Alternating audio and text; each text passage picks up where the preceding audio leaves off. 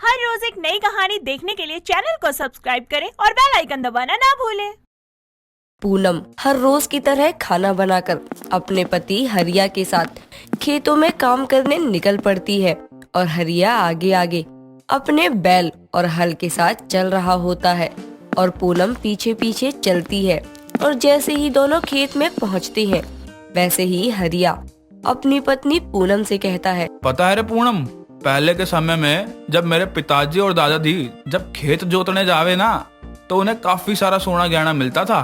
हाँ जी, पहले के समय में तो लोग मिट्टी में गहने गाड़ कर रखते थे ताकि चोरों को पता न लगे, पर अब तो लोगों के पास गहना ही नहीं है तो मिट्टी में लोग क्या गाड़ कर रखेंगे। सही कहा तुमने, चलो मैं खेत में हल चला दूं, फिर दूसरी जगह भी तो जाना है। हरिया ये कहकर चलने लगता है और उसकी पत्नी खेतों में से घास फूस हटाने लगती है। तभी वो देखती है कि पास की झाड़ियों से छन छन की आवाज आ रही है, जिसे सुनकर वो अपने पति हरिया से कहती है, सुनिए जी, आपको कुछ सुनाई दिया क्या? क्या सुनाई दिया तुम्हें? दिन में भी ना जाने तुम्हें क्या दिखता है और ना जाने क्या क्या सुनाई देता है। अब ये मत कहना कि कोई मुझे डरा रहा है। मैं सच कह रही हूँ जी, पायल के छनकने की आवाज है ये, कोई तो है यहाँ।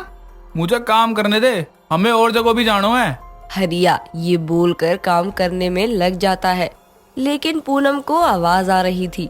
उससे वो डर तो जाती है पर झाड़ियों के पीछे भी देखती है और वो ये देख हैरान थी कि वहाँ नई और सुंदर से पायल की जोड़ी रखी हुई थी, जिसे देख पूनम उसे लपक कर उठा लेती है और हरिया को पायल दिखाते हुए कहती है, देखिए जी, मैंने कहा था ना कुछ आवाजें आ रही हैं, वो इसी पायल की थी और मुझे ये पायल मिली है।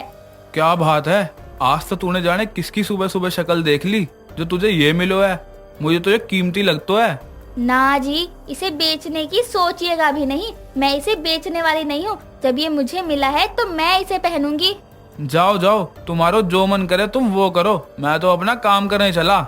जैसे ही पूनम हरिया से ये कहती है वो उस पायल को पहनेगी। वो पायल खुद पूनम के पैर में चली जाती है और ऐसा होता देख पूनम खेत में ही इधर उधर भागने लगती है और अपने पति से कहती है, देखो ना जी, मैंने कहा था ना अभी मैं इसे पहनूंगी और ये खुद ब खुद मेरे पैरों में आ गई। ना जाने मेरे साथ क्या हो रहा है। ये तो इतनी कीमती चीज देखकर बावड़ी हो गई है। जाने दो, हो जाए बावड़ी, मेरा पीछा तो छूटा इससे। पूनम उस पायल को पाकर बहुत खुश थी, पर उसके साथ जो हो रहा था उसे वो समझ नहीं पा रही थी। तभी वो सोचती है, काश आज मैं अपनी माँ से मिल पाती, मुझे उनकी बहुत याद आ रही है। ये तो कभी मुझे मायके जाने नहीं देते और माँ मुझसे मिलने आएगी नहीं। चलो घर, थोड़ा आराम कर लेते हैं, फिर चलेंगे दूसरी जगह पे। ये कहकर हरिया अपने बैलों के साथ आगे आगे चलने लगता है। तभी पीछे से पूनम चलते हुए एक पत्थर से टकरा जाती है, जिससे उसे चोट भी लग जाती है और ऐसे में पूनम के मुंह से निकलता है, वो तो मेरा पैर कमजोर है, वरना ये पत्थर पैर से टकराकर टूट भी सकता था, जैसे फिल्मों में होता है। और पूनम के इतना बोलते ही वो पत्थर टूट जाता है। ये देख पूनम हैरानी के साथ अपने पैर को देखने लगती है। तभी वो देखती है कि पायल से रोशनी निकल रही है और पूनम समझ जाती है कि हो ना हो ये पायल जादुई है। और ये चेक करने के लिए पूनम अपने मन में सोचती है, कितना अच्छा होता, मुझे चलने की जरूरत ही नहीं होती और मैं घर भी पहुंच जाती। जैसा पूनम सोच रही थी ठीक वैसा ही हुआ और पूनम घर पहुंच चुकी थी। और तो और उसके घर पर उसकी माँ उसका इंतजार कर रही थी और अपनी बेटी को देख पूनम की माँ भवानी पूनम से कहती है, पूनम बिटिया, मैं तो कब से तेरा ही इंतजार कर रही थी। अचानक तुझसे मिलने का बहुत मन हुआ और मैं आ गई। दामाद जी कहाँ हैं? कहीं दिखाई नहीं दे रहे। मैंने माँ को याद किया था खेतों में और माँ मुझसे मिलने भी आ गई। कहाँ मैं घर होती तो अच्छा होता, और मैं तो घर भी पहुँच गई। सच में मेरी पायल तो जादुई है। जैसे ही पूनम अपने पायल की तरफ देखती है वैसे ही उसमें से रोशनी निकलने लगती है, क्योंकि उसकी इच्छा पूरी हो चुकी थी। तभी पूनम की माँ पूनम से कहती है, बिटिया, किस सोच में डूब गई कि माँ क्यों आ गई? अरे माँ आप आई, मुझे विश्वास नहीं हुआ। सच में माँ, मैं तो बहुत खुश हूँ कि आप आ गई। और दामाद जी कहाँ हैं? तुझसे पूछा भी तो तूने बोला नहीं। माँ वो आ रहे होंगे, आधा घंटे का रास्ता है, खेत जोतने गए थे वो। पूनम जान चुकी थी कि उसके पैर में जो पायल है वो उसके मन की इच्छाओं को पूरा करती है। तभी पूनम अपनी पायल की तरफ देखते हुए खाना खुद ब खुद बनने की इच्छा जाहिर करती है और ऐसा ही होता है। जादुई पायल उसकी ये इच्छा भी पूरी करती है। तभी हरिया भी आ जाता है और अपनी पत्नी पूनम से कहता है, क्या बात है, तुम तो मेरे पीछे थी, घर कैसे मुझसे पहले पहुंच गई? और माँ जी कब आई? मैं तो आधे घंटे पहले आई हूँ, जब माँ आई है। अरे उड़ के आई थी क्या, जो मेरे साथ मजाक कर रही है? नहीं नहीं, उड़कर तो नहीं आई, मैंने खाना बना दिया है, लगा दूं क्या? अरे कोई जादू सीख लिया क्या? इतनी जल्दी आ गई और खाना भी बना लिया। ऐसा ही समझ लो आप। लगता है पायल मिलने की ज्यादा ही खुशी है आज तुम्हें। धीरे धीरे पूनम के मन में जादुई पायल को लेकर लालच आने लगता है और उसकी इच्छाएं बढ़ने लग जाती हैं और वो लोगों को बिना बात भी चोट पहुंचाने लगती है।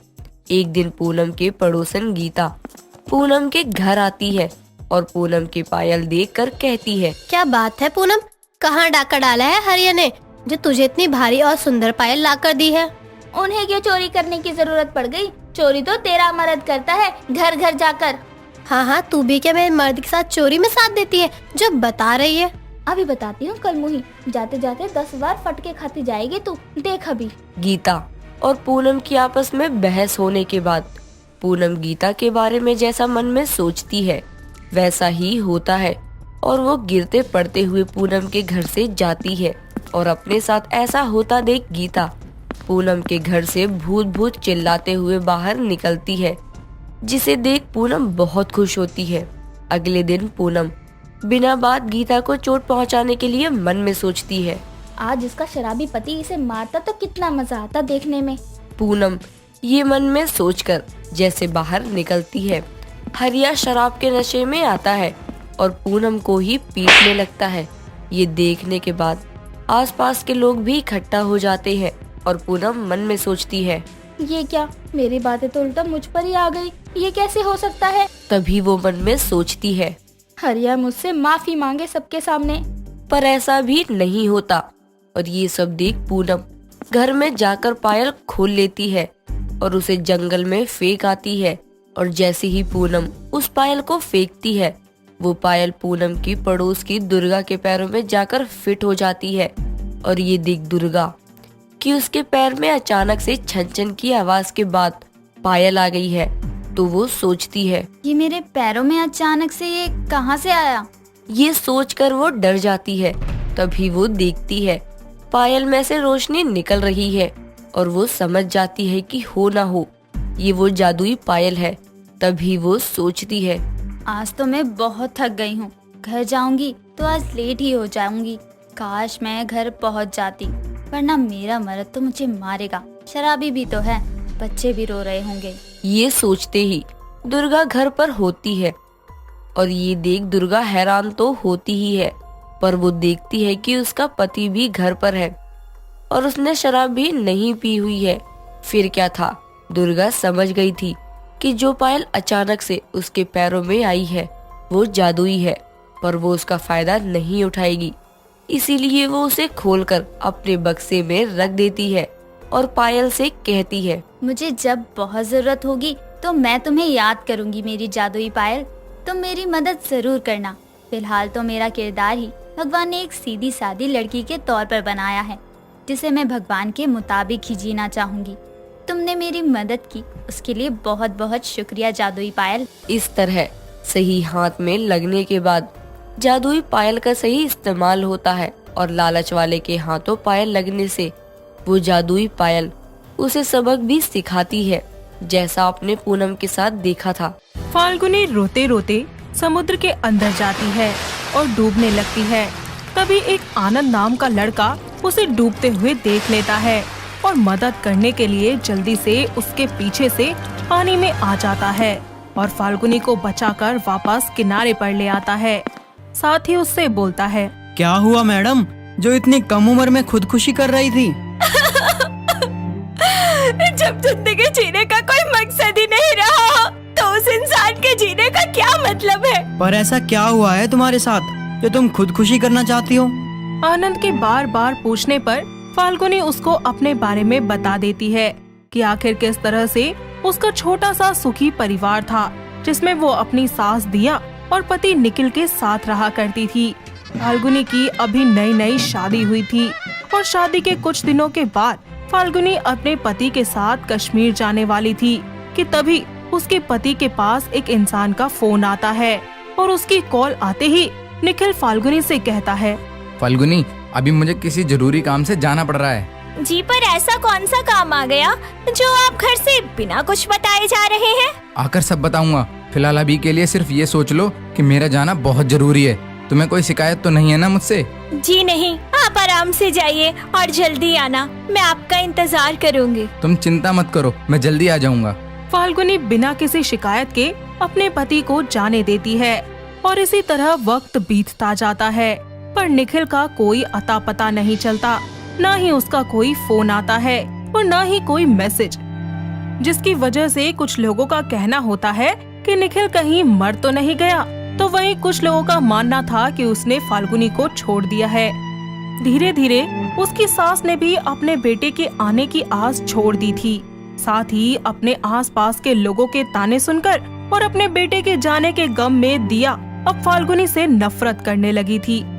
ऐसे ही एक दिन फाल्गुनी को अपनी तबीयत ठीक नहीं लगती, इसीलिए वो थोड़ा सा आराम करने की सोचती है। उसको ऐसे आराम करता हुआ देखकर दिया उसके हाथों में झाड़ू देते हुए बोलती है, अरे मनहूस कहीं की, जब से तू मेरे घर में आई है मेरे घर की सारी खुशियाँ ही चली गई है। बस मुफ्त में रोटियाँ तुड़वा लो महारानी से, क्योंकि इनसे काम तो होता नहीं। माँ जी, सारा काम हो गया। हो गया? हो गया तो ये क्या है? अरे अच्छे से साफ कर और काम खत्म करके मार्केट से जाके कुछ फल ले आ, मनहूस कहीं की। दिया फाल्गुनी को भला बुरा सुनाकर वहाँ से चली जाती है। वहीं फाल्गुनी एक बार फिर से घर का सारा काम खत्म करके मार्केट जाती है, जहाँ पर एक बदतमीज लड़का उसका हाथ पकड़ लेता है। फाल्गुनी बहुत डर जाती है और जल्दी से अपना हाथ छुड़ाकर वहाँ से भागती है, पर ये सब कुछ उसकी एक पड़ोसन देख लेती है, जो तुरंत जाकर दिया को नमक मिर्च लगाकर ये बातें बता देती है।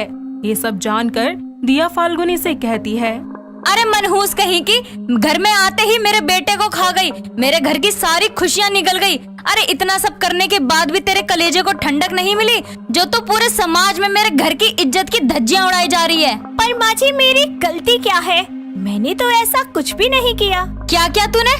अरे मार्केट सब्जी लेने गई थी या अपनी जवानी दिखाने गई थी? बेशरम कहीं की, बेहया। अगर थोड़ी भी शर्म लिहाज है ना तो कहीं जाके मर जा। पर माँ जी, गलत तो वो लड़का था जो भरे बाजार में मेरा हाथ पकड़कर मुझे परेशान कर रहा था। अरे रहने दे, मुझे ना सब पता है कि तू कितनी चालबाज औरत है। अरे अपनी इस जवानी का फायदा उठाकर लोगों को अपने रूप के झांसे में फंसा लेती है। ये सब बोलकर दिया तो वहाँ से चली जाती है, पर फाल्गुनी रोते हुए घर से निकलकर एक समुद्र के पास खुदकुशी करने के लिए चली जाती है, जहाँ उसको डूबता हुआ देखकर आनंद उसकी जान बचा लेता है। बस इन सब से दुखी होकर मैं खुदकुशी करने जा रही थी। अरे मैं पूछती हूँ कि खूबसूरत होना कौन सा गुनाह है? मेरे पति चले गए, सारी जिंदगी मेरी सासू माँ मुझे ताने देती रहेंगी, समाज वाले मुझे जीने नहीं देंगे। आखिर भरी जवानी में मेरा बसा बसाया संसार उजड़ गया। इसका मतलब तुमने अपनी जिंदगी से हार मान लिया और अब तुम भी औरों की तरह मानती हो कि निखिल अब इस दुनिया में नहीं रहा। मैं नहीं मानती कि निखिल इस दुनिया में नहीं रहे। मेरा दिल आज भी कहता है कि वो जिंदा है। जब नहीं मानती तो अपने पति को ढूंढने के बदले मरने क्यों आई हो? तो चलो, निखिल को ढूंढने में मैं तुम्हारे साथ हूँ।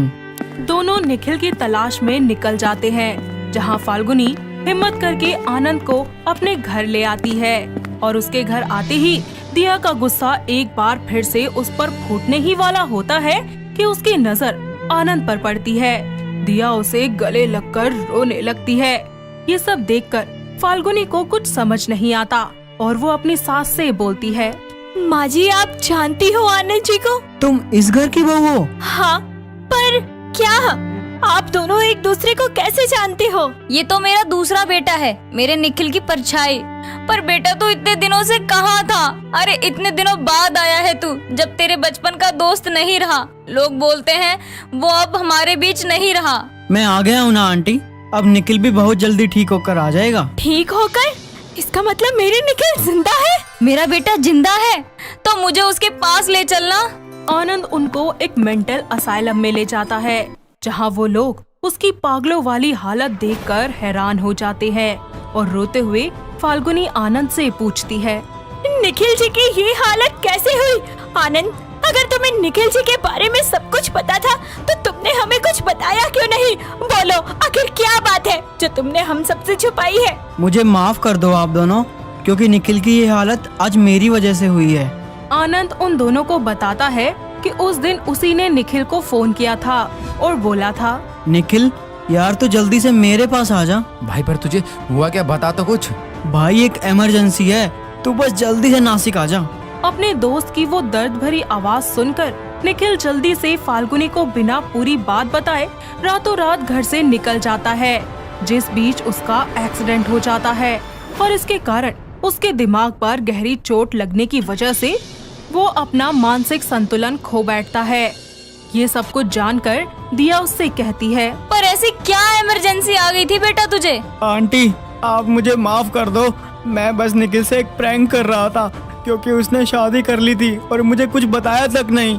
मैं कभी नहीं चाहता था कि निखिल की ये हालत हो जाए, बस इसलिए मैं कभी आपको सच नहीं बता पाया, क्योंकि मैं खुद का सामना नहीं कर पा रहा था तो आप दोनों का कैसे करता। बेटा तेरी गलतियों की सजा मेरी बहू को मिली है। बहू मुझे माफ कर दे, मैंने तुझ पे बहुत जुल्म किए हैं। फाल्गुनी अपनी सास को माफ कर देती है और अपने पति को अपने साथ घर वापस ले आती है, साथ ही अपने पति की खूब सेवा करती है। कुछ ही दिनों के बाद निखिल ठीक हो जाता है और उसके ठीक होने पर आनंद भी उससे माफी मांगता है और निखिल उसे माफ कर देता है और एक बार फिर से फाल्गुनी की जिंदगी में खुशियाँ लौट आती हैं और वो अपने पति के साथ अपनी जिंदगी में आगे बढ़ जाती है। दोस्तों अगर आपको ये कहानी पसंद आई तो इसे लाइक करें, शेयर करें और कमेंट करके बताएं कि कहानी में आपको सबसे अच्छा क्या लगा।